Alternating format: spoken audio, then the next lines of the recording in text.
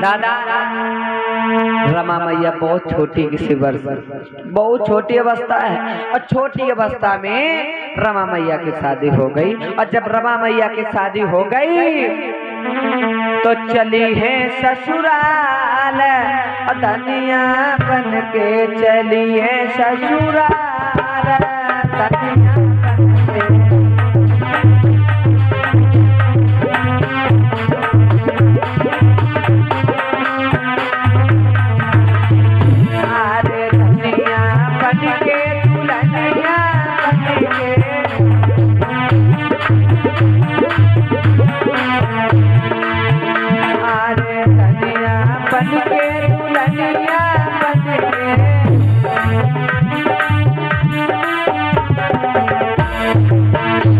चली है ससुराल,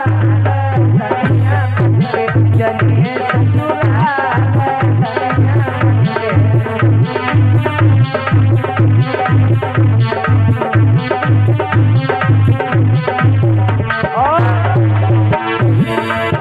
अरे मात पिता की सेवा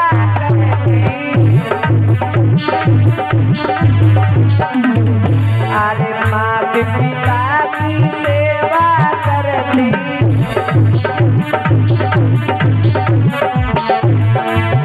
सबसे पिता धनिया बन के